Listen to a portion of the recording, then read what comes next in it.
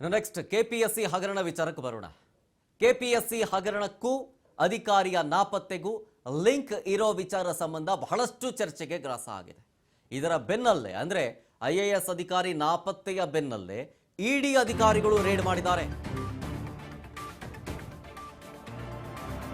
ಯಾವಾಗ ಈ ಸಂಬಂಧ ಕೇಸ್ ದಾಖಲಾಯಿತೋ ಆವಾಗಿನಿಂದಲೂ ಕೂಡ ಅಧಿಕಾರಿ ನಾಪತ್ತೆಯಾಗಿದ್ದರ ಬಗ್ಗೆ ಲಿಂಕ್ ಅನ್ನ ಇಲ್ಲಿ ಅನುಮಾನ ವ್ಯಕ್ತಪಡಿಸಲಾಗ್ತಾ ಇದೆ. ಐಎಎಸ್ ಜ್ಞಾನೇಂದ್ರ ಮನೆಗೆ ಇಡಿ ಅಧಿಕಾರಿಗಳು ಎಂಟ್ರಿ ಕೊಟ್ಟರು. ಸದ್ಯ ಮನೆಗೆ ಗೇಟ್ ಲಾಕ್ ಮಾಡಿದೆ. ಕಳೆದ 1 ಗಂಟೆಯಿಂದ ಜ್ಞಾನೇಂದ್ರ ಮನೆಯ ಬಳಿ ಇಡಿ ಕಾಣಿ ಹೂಡಿದೆ. 3 ಕಾರ್ಗಳಲ್ಲಿ ಇಡಿ ಅಧಿಕಾರಿಗಳು ಆಗಮಿಸಿದ್ದಾರೆ. ಈ ದಾಳಿಗೆ ಎಲ್ಲಾ ಸಿದ್ಧತೆಯನ್ನ ಮಾಡಿಕೊಂಡೇ ಬಂದಿದೆ ಇಡಿ ಟೀಮ್. ಜ್ಞಾನೇಂದ್ರ ಮನೆಯ ಸೆಕ್ಯೂರಿಟಿ ಏನ್ ಮಾಡ್ದ, ಗೇಟ್ ಅನ್ನ ಲಾಕ್ ಮಾಡಿಬಿಟ್ಟು ಒಳಗಡೆ ಬಿಡಲ್ಲ ಅಂತ, ಒಳಗಡೆ ಬಿಡದೇನೆ ಗೇಟ್ ಲಾಕ್ ಮಾಡಿದಾನೆ ಮನೆ ಸೆಕ್ಯೂರಿಟಿ ಗಾರ್ಡ್. ಕೇಳಿದ್ರೆ ಸಾಹೇಬ್ರು ಮನೇಲಿ ಇಲ್ಲ ಅಂತ ಆ ಸೆಕ್ಯೂರಿಟಿ ಸಿಬ್ಬಂದಿ ಹೇಳ್ತಾ ಇದ್ದಾರೆ. ಆಯ್ತಪ್ಪ, ನಿಮ್ಮ ಸಾಹೇಬ್ರಿಗೆ ಫೋನ್ ಮಾಡು, ನಾವು ಹಿಂಗೆ ಇಡಿ ಆಫೀಸರ್ಸ್ ಬಂದಿದ್ದೀವಿ, ಹಂಗೆಲ್ಲ ಮಾಡಂಗಿಲ್ಲ ನೀನು, ನಿಮ್ಮ ಸಾಹೇಬ್ರಿಗೆ ಫೋನ್ ಮಾಡು ಅಂತಂದ್ರೆ ಸಾಹೇಬ್ರಿಗೆ ಫೋನ್ ಮಾಡಿದ್ರೆ ಸ್ವಿಚ್ ಆಫ್ ಬರ್ತಾ ಇದೆ ಅಂತ ಹೇಳ್ತಾರೆ. ಸಾಹೇಬ್ರು ಪರ್ಮಿಷನ್ ಇಲ್ಲದೆ ನಾವು ಹಂಗೆ ಬಿಡೋದಕ್ಕಾಗೋದಿಲ್ಲ, ನನ್ನ ಕೆಲಸ ಹೋಗುತ್ತೆ, ದಯವಿಟ್ಟು ಆಗೋದಿಲ್ಲ, ನಾವು ಹೆಂಗೋ ಅವ್ರು ಇಲ್ಲದೆ ಇರೋ ಟೈಮ್ನಲ್ಲಿ ಒಳಗಡೆ ಬಿಡೋದಕ್ಕಾಗತ್ತೆ ಅಂತ ಸೆಕ್ಯೂರಿಟಿ ಹೇಳ್ತಾ ಇದ್ದಾನೆ. ಅವರು ಇಲ್ಲದೇ ಇರುವ ಸಂದರ್ಭದಲ್ಲಿ ನಾನು ಹೇಗೆ ಒಳಗಡೆ ಬಿಡಲಿ? ಇದು ಜ್ಞಾನೇಂದ್ರ ಕುಮಾರ್ ನಾಪತ್ತೆಯಾದ ಅಧಿಕಾರಿಯ ಮನೆಯ ಸೆಕ್ಯೂರಿಟಿ ಗಾರ್ಡ್ನ ಮಾತು. ಗೇಟ್ ಲಾಕ್ ಹಾಕ್ಬಿಟ್ಟಿದ್ದಾನೆ, ಸಾಹೇಬ್ರಿಲ್ಲ, ಫೋನ್ ಸ್ವಿಚ್ ಆಫು, ಅವ್ರ ಅನುಮತಿ ಇಲ್ಲದೆ ಹೆಂಗೆ ಬಿಡೋಕ್ಕಾಗುತ್ತೆ ಯಾರ್ಯಾರನ್ನೋ ಮನೆ ಒಳಗಡೆ? ಅದು ಸಮಸ್ಯೆ ಆಗುತ್ತೆ, ನನಗೆ ನನ್ನ ಕೆಲಸ ಹೋಗುತ್ತೆ, ಆಗೋದಿಲ್ಲ. ಇದೆ ಜ್ಞಾನೇಂದ್ರ ಕುಮಾರ್ ನಿವಾಸ. ಮನೆ ಗೇಟನ್ನು ಲಾಕ್ ಮಾಡಿದ್ದಾನೆ ಮನೆ ಸೆಕ್ಯೂರಿಟಿ ಗಾರ್ಡ್, ಒಳಗಡೆ ಬಿಡ್ತಿಲ್ಲ. ಕೆಪಿಎಸ್ಸಿಯಲ್ಲಿ ಆಗ್ತಾ ಇರುವಂಥ ಡೀಲ್, ಹಲವು ಡೀಲ್ಗಳಾಗಿದ್ದಾವೆ. ಸರ್ಕಾರಿ ನೌಕರಿ ಸೇಲ್ಗಿಟ್ಟಿದ್ದು,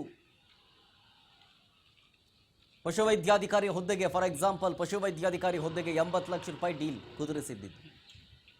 ಹೀಗೆ ಒಂದೊಂದು ಹುದ್ದೆಯನ್ನು ಕೂಡ ಲಕ್ಷದಿಂದ ಹಿಡಿದು ಕೋಟಿಯ ತನಕವೂ ಕೂಡ ಸೇಲ್ ಮಾಡಲಾಗಿತ್ತು ಅನ್ನೋ ಆರೋಪವನ್ನ ಗಂಭೀರವಾಗಿ ಮಾಡಲಾಗಿತ್ತು. ಅದಕ್ಕೆ ಸಂಬಂಧಪಟ್ಟಂತ ಒಂದಷ್ಟು ಆಡಿಯೋ ವಿಡಿಯೋವನ್ನು ಕೂಡ ನೀವು ನೋಡಿದಿರಿ. ಇದಕ್ಕೆ ಸಂಬಂಧಪಟ್ಟಂತೆ ಕಂಪ್ಲೇಂಟ್ ಆಗ್ತಾ ಇದ್ದಂತೆ ಐಎಎಸ್ ಅಧಿಕಾರಿ ಜ್ಞಾನೇಂದ್ರ ಕುಮಾರ್ ನಾಪತ್ತೆಯಾಗಿತ್ತು. ಹಾಗಾಗಿ ಈ ಕೆಪಿಎಸ್ಸಿ ಹಗರಣಕ್ಕೂ ಅಧಿಕಾರಿಯ ನಾಪತ್ತೆಗೂ ಏನಾದರೂ ಲಿಂಕ್ ಇದೆಯಾ ಅನ್ನುವಂಥ ಪರಿಶೀಲನೆಗೆ ಈಗ ಅಧಿಕಾರಿಗಳು ಮುಂದಾಗಿದ್ದಾರೆ. ಅದರ ಭಾಗವಾಗಿಯೇ ಇಡೀ ಟೀಮ್ ಇವಾಗ ರೇಡ್ ಮಾಡೋದಕ್ಕೆ ಬಂದಿದ್ದು. ನಮ್ಮ ಸಾಹೇಬ್ರಿಲ್ಲ, ಫೋನ್ ಮಾಡ್ತಾ ಇದ್ದೀನಿ, ಸ್ವಿಚ್ ಆಫ್ ಬರ್ತಾ ಇದೆ, ಅವ್ರ ಅನುಮತಿ ಇಲ್ಲದೇ ನಾವು ಹೆಂಗೆ ಮನೆ ಒಳಗಡೆ ಬಿಡೋಕ್ಕಾಗುತ್ತೆ? ಅವರೇ ಇಲ್ಲ ಮನೇಲಿ, ಯಾರೂ ಇಲ್ಲ ಮನೇಲಿ, ಯಾರೂ ಇಲ್ದಿರೋ ಮನೆಗೆ ನಿಮ್ಮನ್ನು ಹೇಗೆ ಬಿಡೋಕ್ಕಾಗುತ್ತೆ? ಯಾರಾದರೂ ಇರಬೇಕಲ್ವಾ ಅಂತ ಹೇಳಿದ್ದು. ಆಯ್ತಪ್ಪ, ನಿಮ್ಮ ಸಾಹೇಬ್ರಿಗೆ ಫೋನ್ ಮಾಡೋದ್ರೆ ಫೋನ್ ಮಾಡ್ತಾ ಇದ್ದೀನಿ ನೋಡಿ, ಸ್ವಿಚ್ ಆಫ್ ಬರ್ತಾ ಇದೆ ಅಂತ ಹೇಳ್ತಿದ್ದ. ಇದು ಇವತ್ತಾಗಿದ್ದಂತಹ ಪ್ರಸಂಗ. ಜ್ಞಾನೇಂದ್ರ ಕುಮಾರ್ ಐಎಎಸ್ ಅಧಿಕಾರಿ ಸಿಕ್ಕಿದ್ರೆ ಈ ಕೆಪಿಎಸ್ಸಿ ಹಗರಣದಲ್ಲಿ ಅವರ ಪಾತ್ರವೇನು ಅನ್ನೋದು ಗೊತ್ತಾಗುತ್ತೆ. ಅಂದರೆ ಅವರು ಭಾಗಿಯಾಗಿದ್ದಾರೆ ಅನ್ನೋದಲ್ಲ, ಈ ವಿಚಾರ ನಿಮ್ಮ ಗಮನದಲ್ಲಿದೆಯಾ? ನಿಮ್ಮ ಕೆಳ ಹಂತದವರು ಅಥವಾ ಸಹೋದ್ಯೋಗಿಗಳು ಈ ರೀತಿಯ ಡೀಲ್ನಲ್ಲಿ ಶಾಮೀಲಾಗಿರೋದ್ರ ಬಗ್ಗೆ ನಿಮ್ಗೇನು ಗೊತ್ತಿದೆ?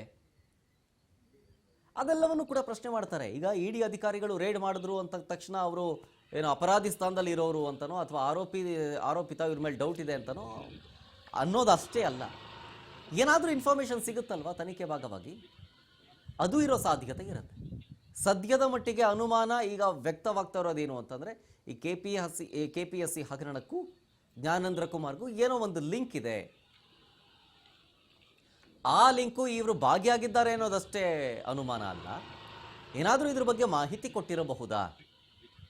ಅಥವಾ ಯಾರಾದರೂ ಜ್ಞಾನೇಂದ್ರ ಅವ್ರನ್ನ ಹೆದರಿಸಿರ್ಬೋದಾ?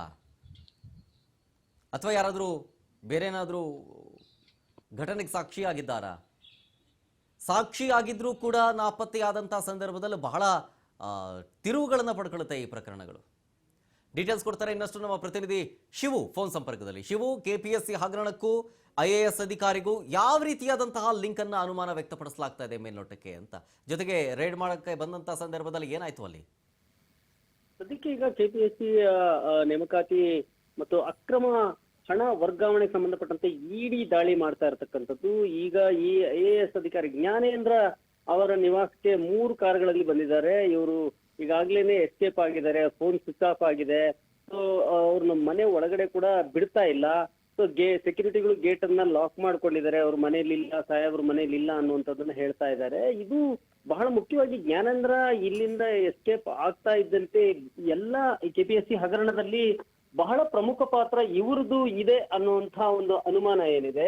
ಇಡಿ ಎಂಟ್ರಿ ಕೊಡ್ತಾ ಇದ್ದಂತೆ ಅಲ್ಲಾಗಿರ್ತಕ್ಕಂಥ ಎಲ್ಲ ಒಂದು ಅವ್ಯವಹಾರಗಳನ್ನ ಒಂದೊಂದನ್ನೇ ಬಿಚ್ಚಿ ಪ್ರತಿಯೊಂದನ್ನು ಪರಿಶೀಲನೆ ಮಾಡಿ ನೋಡ್ತಾ ಇದ್ದಂತೆನೆ ಈಗ ಈ ಒಂದು IAS ಅಧಿಕಾರಿ ಜ್ಞಾನೇಂದ್ರ ಅವರು ಎಸ್ಕೇಪ್ ಆಗಿದ್ದಾರೆ. ಸೊ ಹಾಗಾಗಿ ಈಗ ಇಡಿ ಅಧಿಕಾರಿಗಳು ತಕ್ಷಣಕ್ಕೆ ಎಲ್ಲ ರೀತಿಯ ಒಂದು ತನಿಖೆಗೆ ಮುಂದಾಗಿರುವಂತದ್ದು. ಶರತ್ ಅವರಿಗೆ ಈಗ ಅಕ್ರಮ ಹಣ ವರ್ಗಾವಣೆ ನಡೆದಿದೆ ಅನ್ನುವಂಥದ್ದು PMLA ಕಾಯ್ದೆ ಅಡಿಯಲ್ಲಿ ಈಗಾಗ್ಲೇನೆ ದಾಖಲೆಗಳನ್ನು ಕೂಡ ಸಂಗ್ರಹಿಸ್ತಾ ಇದ್ದಾರೆ. ಯಾವ್ಯಾವ ರೀತಿಯಲ್ಲಿ ಹಣ ಇಲ್ಲಿ ವರ್ಗಾವಣೆ ಆಗಿದೆ, ಇಲ್ಲಿನ KPSC ಹಗರಣಗಳಿಗೆ ಸಂಬಂಧಪಟ್ಟಂತೆ ಈಗ ಪಶು ವೈದ್ಯಾಧಿಕಾರಿಗಳನ್ನ ನೇಮಕ ಮಾಡುವಂತ ಒಂದು ಸಂದರ್ಭದಲ್ಲಿ ನಡೆದಿರಬಹುದಾದಂತ ಒಂದು ಹಣದ ಟ್ರಾನ್ಸಾಕ್ಷನ್ ಏನಿದೆ, ಅಕ್ರಮ ಹಣದ ಟ್ರಾನ್ಸಾಕ್ಷನ್, ಸೊ ಭ್ರಷ್ಟಾಚಾರ ಈ ಮೂಲಕ ನಡೆದಿರುವಂತದ್ದು. ಸೊ ಅದಕ್ಕೆ ಸಂಬಂಧಪಟ್ಟಂತೆ ಇಡಿ ಕೂಡ ಎಂಟ್ರಿ ಕೊಟ್ಟು ಈಗಾಗ್ಲೇನೆ ತಲಾಶ್ ನಡೆಸ್ತಾ ಇದೆ. ಈಗ ಅವರ ನಿವಾಸಕ್ಕೂ ಕೂಡ ಭೇಟಿ ಕೊಟ್ಟಂತ ಸಂದರ್ಭದಲ್ಲಿ ಈ ರೀತಿಯಲ್ಲಿ ಅವರಿಗೆ ಒಳಗಡೆನೂ ಹೋಗಕ್ಕೆ ಬಿಡದಂತೆ ಅವರ ಸೆಕ್ಯೂರಿಟಿಗಳು ತಡೀತಾರಂತದ್ದು ಜ್ಞಾನೇಂದ್ರ ಅವರ ನಿವಾಸದಲ್ಲಿ, ಮತ್ತೆ ಅವರ ಕಚೇರಿ ಹಾಗೂ ಅವರಿಗೆ ನಿಕಟವರ್ತಿಗಳ ವ್ಯಕ್ತಿಗಳು ಯಾರಿದ್ರು ಅವರ ಲೊಕೇಶನ್ಗಳ ಮೇಲೂ ಕೂಡ ಈಗ ಇಡಿ ಕಣ್ಣಿಟ್ಟಿದೆ. ಅವರ ಬ್ಯಾಂಕ್ ಖಾತೆಗಳು ಮತ್ತೆ ಅವರ ಆಸ್ತಿ ಪತ್ರಗಳಿದೆ, ಆ ಆಸ್ತಿ ಪತ್ರಗಳ ಮೇಲೂ ಕೂಡ ಎಲ್ಲವನ್ನು ಪರಿಶೀಲನೆ ಮಾಡ್ತಿರುವಂತದ್ದು. ಡಿಜಿಟಲ್ ದಾಖಲೆಗಳನ್ನು ಕೂಡ ವಶಕ್ಕೆ ಪಡೆಯುವಂತ ಈಗ ಸಾಧ್ಯತೆ ಇದೆ. ಎಲ್ಲಾ ರೀತಿಯಲ್ಲೂ ಕೂಡ ಈ ಒಂದು KPSC ಹಗರಣದಲ್ಲಿ ಯಾವ್ಯಾವ ರೀತಿಯಲ್ಲಿ ಹಣ ಮತ್ತೆ ಹಣ ಟ್ರಾನ್ಸಾಕ್ಷನ್ ಆಗಿರ್ಬೋದು, ಆಸ್ತಿ ಖರೀದಿ ಆಗಿರ್ಬೋದು, ಯಾವ ರೀತಿಯಲ್ಲಿ ಮಾಡಿದ್ದಾರೆ ಅನ್ನುವಂಥದ್ದಕ್ಕೆ ಸಂಬಂಧಪಟ್ಟಂತೆ ಈಗ ಇಡಿ ಪ್ರತಿಯೊಂದನ್ನು ತಲಾಶ್ ಮಾಡ್ತಿರುವಂತದ್ದು. ಆ ಒಂದು ವಿಚಾರಕ್ಕೆ ಸಂಬಂಧಪಟ್ಟಂತೆನೆ ಈಗ 3 ಕಾರುಗಳಲ್ಲಿ ಬಂದು ಅವ್ರ ಮನೆಗೆ ಏನು ಪರಿಶೀಲನೆಗೆ ಬಂದಂತ ವೇಳೆಯಲ್ಲಿ ಅವರನ್ನ ಸೆಕ್ಯೂರಿಟಿ ಗಾರ್ಡ್ಗಳು ಇಲ್ಲ, ಮನೇಲಿ ಇಲ್ಲ ಅಂತ ಹೇಳಿ ಅವರನ್ನ ಹೊರಗಡೆ ಗೇಟನ್ನು ಕೂಡ ತೆಗೆದಿರ ಕಾಯಿಸ್ತಿರತಕ್ಕಂಥದ್ದು. Sharath. Okay, thank you Shivu ಡೀಟೇಲ್ಸ್ಗಾಗಿ.